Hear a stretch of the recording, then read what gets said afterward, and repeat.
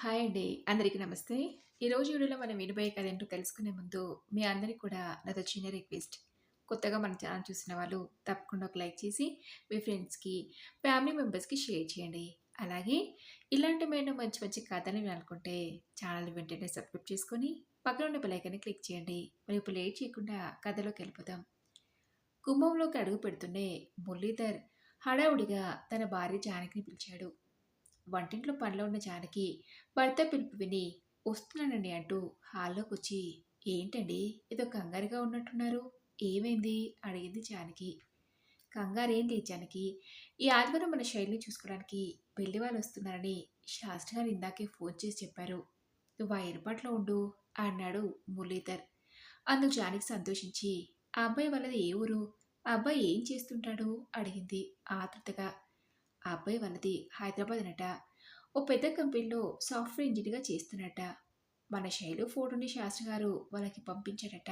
ఈ ఆదివారం అమ్మాయిని చూసుకోవడానికి వస్తున్నామని కబురు పెడితే ఇందాకే నాకు ఫోన్ చేసి చెప్పాడు. ఆ దేవుడి దయ వల్ల ఈ సంబంధం ఖాయమయ్యి ఏ ఆటంకం లేకుండా మన శైలు పెళ్లి కూడా అయిపోతే ఇక మన బాధ్యతలన్నీ తీరిపోయినట్టే. ఇంకో 4 నెలల్లో రిటైర్డ్ కాబోతున్నాను. ఈలోగానే శైలు పెళ్లి చేయాలనేది నా కోరిక అని చెప్పాడు మురళీధర్. అందుకు జానకి, అవునండి. ఏ తల్లిదండ్రులైనా ముందుగా ఆడపిల్లకి పెళ్లి చేసి అత్తాంటికి పంపించాక కొడుకులకు పెళ్లి చేయాలనుకుంటారు. కానీ మన అబ్బాయిలిద్దరికంటే శైలు చాలా చిన్నదవటంతో ముందుగా వాళ్ళిద్దరికీ పెళ్లి చేశాం. మీరన్నట్లు ఈ సంబంధం ఖాయమైతే బావుండు. ఉండండి, కాఫీ తీసుకొస్తానని జానకి వంటింట్లోకి వెళ్ళింది. మురళీధర్ జానకి ఎంతో ఆతృతగా ఎదురుచూస్తున్న ఆదివారం రానే వచ్చింది. చెప్పిన సమయానికే ఆ అబ్బాయి వాళ్ళు శైలిని చూసుకోవడానికొచ్చారు. అబ్బాయి, అమ్మాయికి ఒకరికొకరు నచ్చడంతో సంబంధం ఖాయం చేసుకున్నారు. చెల్లెలి పెళ్లి అని తెలిసి ఏర్పాట్లను చూడటానికి ఉద్యోగరీత్యా బెంగుళూరులో ఉంటున్న మురళీధర్ పెద్ద కొడుకు ఆదిత్య, చెన్నైలో ఉంటున్న చిన్న కొడుకు ప్రణయ్ వచ్చారు.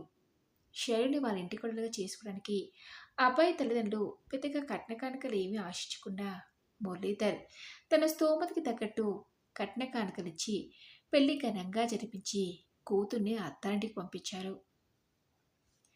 పిల్లలందరి చదువులు పెళ్లిళ్ళు అయిపోవడంతో మురళీధర్కి ఇన్ని రోజులుగా భుజాల మీద మోస్తున్న పెద్ద భారం ఏదో దిగిపోయి తేలికగా అయినట్టు అనిపించింది.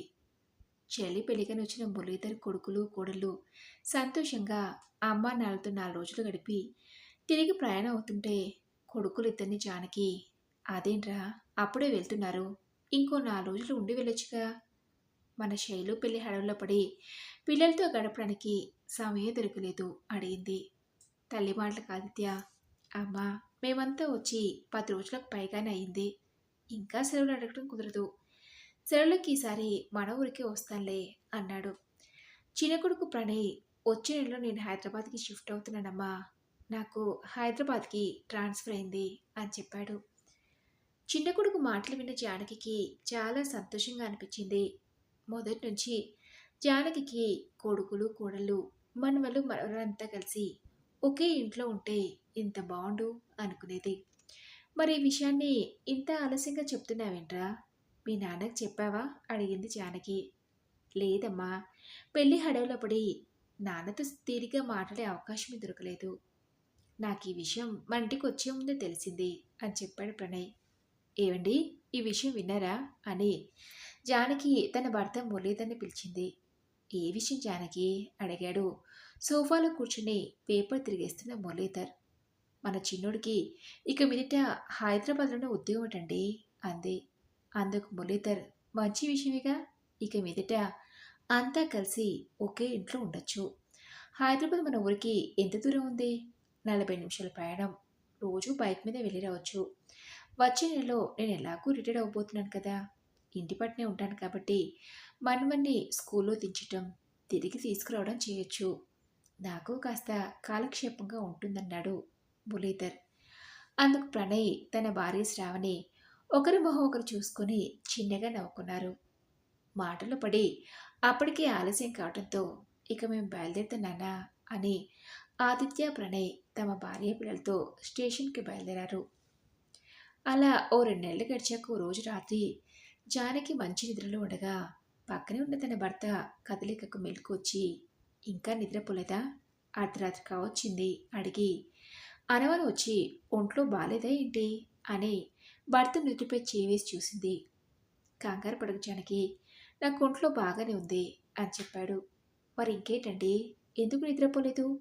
దేని గురించైనా ఆలోచిస్తున్నారా అడిగింది జానకి. రేపటితో నా సర్వీస్ ముగిపోతుంది కదా, అది గుర్తొచ్చి నిద్ర రావట్లేదు జానకి అన్నాడు మురళీధర్. అందులో అంతలా బాధపడే విషయం ఏముందని? రిటైర్మెంట్ అనేది ప్రతి ఒక్కరి జీవితంలో సర్వసాధారణం. ఇన్ని రోజులు వృత్తి బాధ్యతలంటూ చాలా కష్టపడ్డారు. ఇక నుండి అలాంటి బాధ్యతలు ఏవీ లేనందుకు సంతోషించాలి కానీ అలా బాధపడతారేంటంటే అడిగింది జానకి. నేను ఆ బాధ్యతల నుంచి విముక్తి అవుతున్నాను సరే, ఇక నుంచి మన ఆర్థిక పరిస్థితులు మునుపట్లా ఉండవు కదా. ఇంతకాలం సంపాదించిందంతా పిల్లల చదువులకి, పిల్లలకైన ఖర్చులకి సరిపోయింది. ఇన్నేళ్ల నా సర్వీస్లో ఓ సొంత ఇంటిని కూడా ఏర్పాటు చేసుకోలేకపోయాం. పైసా పైసా కూడబెట్టిందంతా పిల్లల్ని ప్రయోజనం చేయడానికి సరిపోయింది. వాళ్ళ కోసం ప్రత్యేకంగా కూడబెట్టిన ఆస్తిపాస్తులు ఏమీ లేవు. రేపు మన పిల్లలు మాకేం సంపాదించాచారు నాన్న అంటే నేనేం చెప్పను. అందుకే నేనొక నిర్ణయానికి వచ్చాను అన్నాడు మురళీధర్. ఏంటండి అది అడిగింది జానకి. నేను రిటైర్డ్ అవ్వక వచ్చిన డబ్బులను మన ముగ్గురు పెళ్ళికి సమానంగా పంచిద్దామనుకుంటున్నాను. దీనిపై నిర్ణయం ఏంటి అడిగాడు మురళీధర్. అందుకు జానకి, ఉన్నదంతా వాళ్ళ చేతిలో పెడితే మరి రేపు మన పరిస్థితి ఏంటి అడిగింది. అదేంటి జానకి, రత్నాలంటే ఇద్దరు కొడుకులున్నారు, మనకేంటి? మన ప్రణయ్ ఎలాగో హైదరాబాద్ రాబోతున్నాడు. హైదరాబాద్ మన ఊరికి దగ్గరే కాబట్టి మనతో పాటే ఉంటాడు. వాడు మనల్ని చూడడంటావా అడిగాడు మురళీధర్. మొన్న మీరు ఇదే మాట వాడితో అన్నప్పుడు వాడి మొహం చూసారా?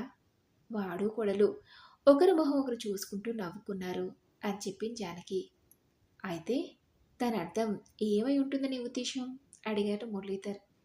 ఇంకేమై ఉంటుంది, వాడు హైదరాబాద్ వచ్చినా మన దగ్గర ఉండడండి. ఇవాళ రేపు ఎవరికి వాళ్ళే వాళ్ళ ఇల్లు పిల్లలు సంవత్సరం అని వేరుగా ఉండడానికి ఇష్టపడుతున్నారు. వాడు మాత్రం మన దగ్గర ఎందుకుంటాడు?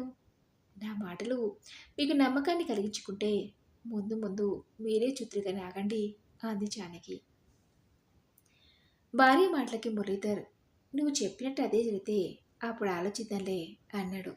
సరే, బాగా ఆలస్యమైంది, ఇక నిద్రపోండి అని జానకి తిరిగి నిద్రలోకి చేరుకుంది.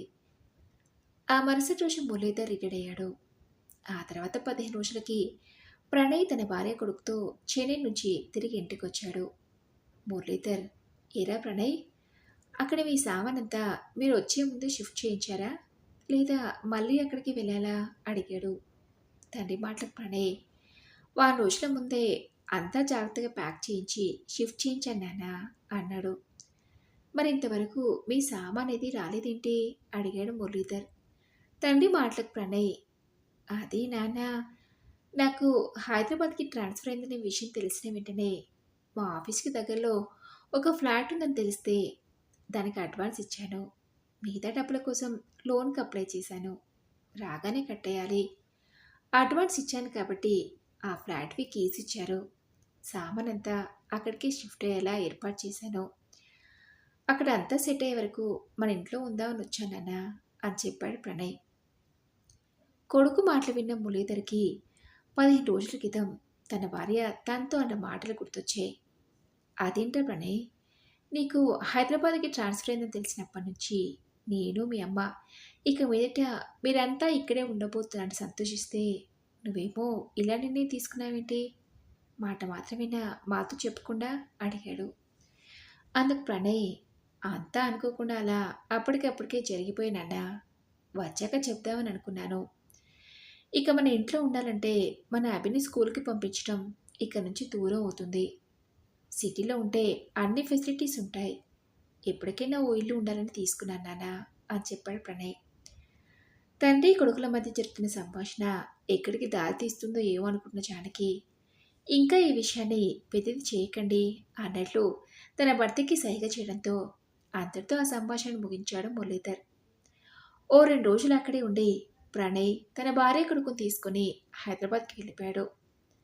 కొడుకు కోడలు వెళ్ళాక, అంతా నువ్వు చెప్పినట్టే జరిగిందేంటి జానకి, వాళ్ళు మనతో పాటు ఇక్కడే ఉంటారనుకుంటే, వాడేమో ఇలా నిర్ణయం తీసుకున్నాడేంటి?